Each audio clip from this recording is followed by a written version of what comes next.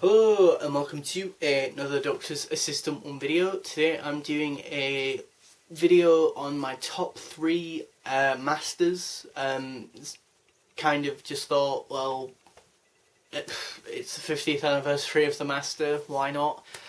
Also, it feels like ages and ages / a lifetime ago that, a lifetime ago that I ever did a top 3 anything on the channel, on the YouTube channel. So I think I should do this, really. It is of course my own opinion. Please respect that. I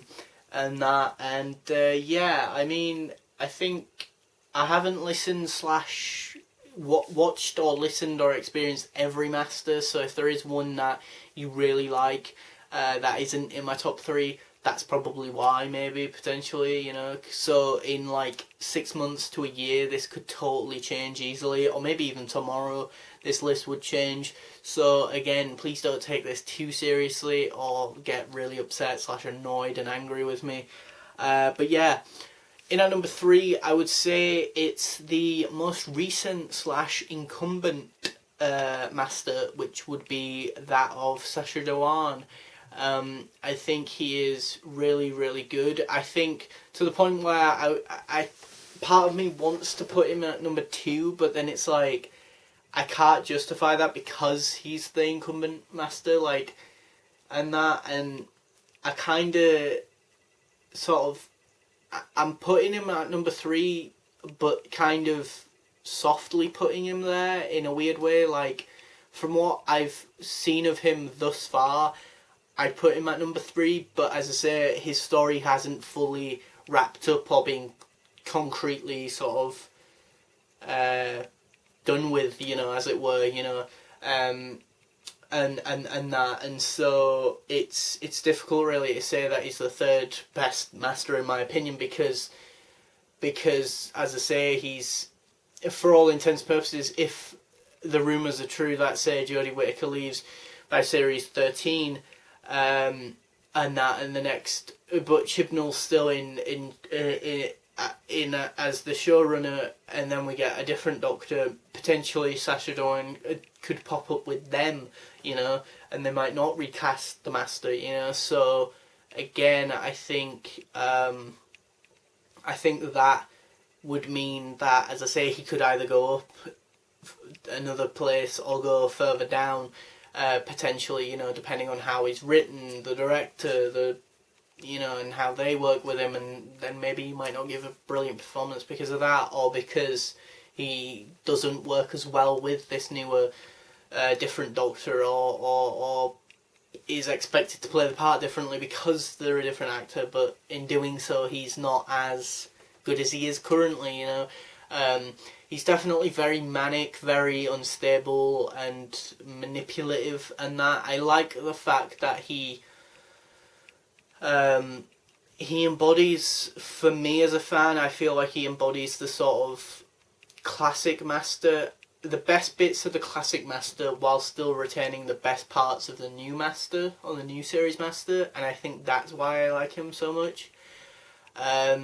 Also, I know this will sound very PC and very left-wing, but I do just genuinely, I weirdly enough, the whole Jodie thing and the whole Jo Martin thing as well were all very sort of blown out of proportion and very sort of, you know, in your face at times, like either not always in even the show, but just generally, like, everyone else has just sort of taken them a bit too far in terms of like their reactions, positive or negative. Everyone's reaction has always been very in your face, yet weirdly enough Sacha Dhawan's master, that I wouldn't say has been the case in terms of his race, you know, which I'm happy about, like either positive or negative. Obviously I think it's disgusting if negatively you are like, what, he has to be played by a white person, this fictional baddie, you know. I'm not saying that he does, I'm saying other people probably would maybe say that, but I'm glad that that isn't the case, and I'm glad that they don't really make a big song and dance about it in the episode. it's really cool, the cliffhanger, the sort of, you know, the reveal, the manicness, the sort of sheer delight and happy sort of ness of him, you know, in that one bit in Spyfall Part 1. The TCE being back, I love that, you know, and just the sheer sort of delight he has with, like, shrinking people, you know, like, it's not enough to just kill someone, it's the joy of sort of making them endlessly suffer, or suffer for as long as possible a duration, you know. He gets that sort of malicious kick up the arse and almost gets off on that, you know, that sort of perversion of you know, the sort of chaos and that, you know, whether it's trying to attack / harm the Doctor or, as I say, the innocent. But yeah, I think he might be in a book, a BBC book. I think there's one that I've seen him on the cover of, so I would hope he'd be in that. But other than that, he's only obviously been in Spyfall Part 1 and 2, which I really liked him in those, and then the Timeless Children, and that's it. But yeah, it would be really good to see more of him, because I think he's phenomenal, and that, you know, yeah. In at number 2, for me, I know this is going to rub some people the wrong way. I know one person in particular, my friend Michael, who really doesn't like this master, which is fine. But John Sim, for me, would be in at number 2, because I think in terms of the sort of yin and yang of the actor they've got to play the Doctor and the actor they've got to play the Master, I think this is the best it's ever been in the new series, in my opinion, in my humble opinion. And that, I think as I say, I just think when, I can't think now, when I think the opposite of David Tennant, I can't help but then think John Sim, you know, and vice versa, opposite of John Sim, David Tennant, you know, the 10th Doctor, John Sim's Master, you know, because again, they're this sort of, at least in that era, in the Russell T Davies era, they were both very sort of clean-cut white guys, and I don't even mean that as a derogatory term, or to be taken as a derogatory term, but I mean that as in, like, you know, like, you could just sort of very much interject a lot of fictional sort of divide of, like, yeah, these two people went separate ways, and, you know, David Tennant is that hero, that dashing spiky-haired hero with the long brown coat and the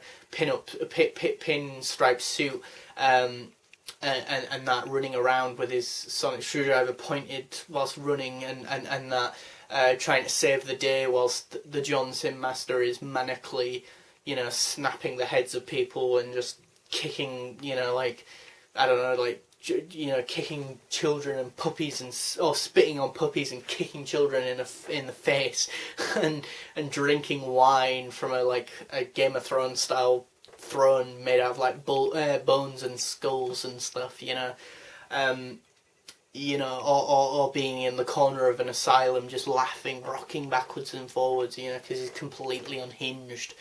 I appreciate the sort of counter argument / sort of counterpoint / counter argument a lot of people have with John Sim's Master, that, you know, he was too much, that he was, you know, chewing the scenery almost, and that, and I think that is the point of his Master, you know, which I get. If you don't like that, you don't like that, that's fine, but I think that was kind of the point, you know, and the fact that he had the drum beat in his head, that made him, you know, so unbelievably manic, and sort of almost like just have this nagging feeling of something in the back of my head, almost, you know, just do, you know, tapping or drumming at the back of my head, you know, and that's why he's so ADHD and that.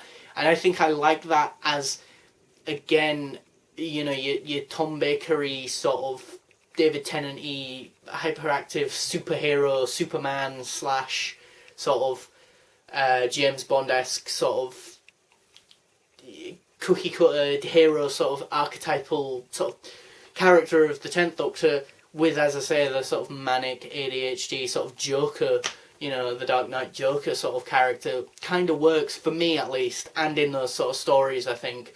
And I like the fact that, I mean, Russell said that that was what he wanted from John Simm. John Simm wanted to play it more like maybe Sacha Dhawan had played it, and or older masters had played it in the classic series, you know. But I think Russell was very much pushing that sort of character, you know, the more manic one, the more one that chews the scenery.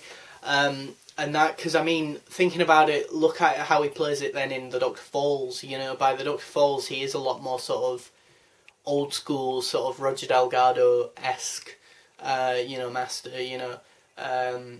A lot more sort of, you know, he can stay still to do a really long formed plan, and then boom, get his, you know, cake and eat it, you know, in that case, you know, with what he does to Bill and that, you know. And he has the sort of old school Delgado sort of, you know, beard and that, or I can't remember what it's called now, but like sort of goatee, you know, sort of thing. And he even does that at one point, I think, in the episode, which Roger Delgado used to do. Oh no, Roger Delgado, Anthony Ainley, sorry, used to do, I think. But yeah, so I'm really interested to see what he sounds like in the Masterful box set. I have the digital one, but I haven't listened to it yet of this recording. Kind of want to wait for the physical one, but either way, I cannot wait because it's the first time that he'll be in audio, and yeah, I think it'll be really interesting. And as I say, it's sort of my childhood, so I feel like I'm kind of leaning into nostalgia, and you know, and that, and yeah, I mean, again, if you don't like his master, fine. In at number 1, it would have to be Roger Delgado. There is just no other real number 1 for me. You know, he just is the definitive, you know, master. He has the beard, the goatee, the sort of suave. Again, I think, like I said, with the David Tennant and the John Simm, they were the first ones that were like that. You know, Jon Pertwee, this sort of dashing, suave, sophisticated character who stood for good and worked with UNIT to, you know, destroy the baddies or get rid of the baddies and save the Earth. And the Master was the other one. He was the one teaming up with the other baddies, you know, your Sea Devils, your Axons, your other folk, you know, and just wanting to wreak havoc and chaos and that. And the iconic scene that springs to mind is in the Sea Devils, where they're, you know, fencing each other, you know. They're just so sort of one of the same, you know, almost like different sides to the same coin, you know.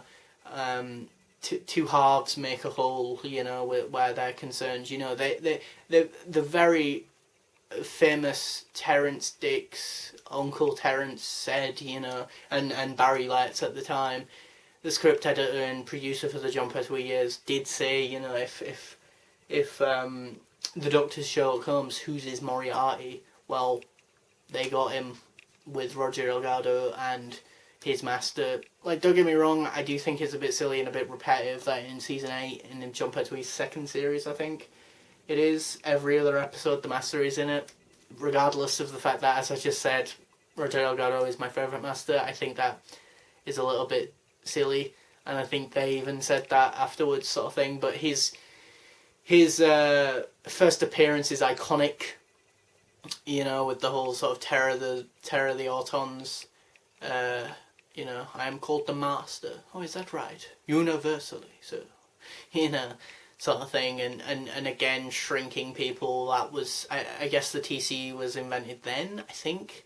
And yeah, just sort of defined the role, in my opinion, you know, from then, and it has just made such an incredible legacy, you know, with the fact that we're still experiencing new masters in the likes of Sacha Dhawan and John Sim and Derek Jacobi and Michelle Gomez and Eric Roberts and even a couple of other folk that I haven't just mentioned. So yeah, please do comment below your top 3 masters in the comment section, and happy birthday to the evilest son of a bitch in all of Doctor Who universe, the Master. You will obey him. Goodbye.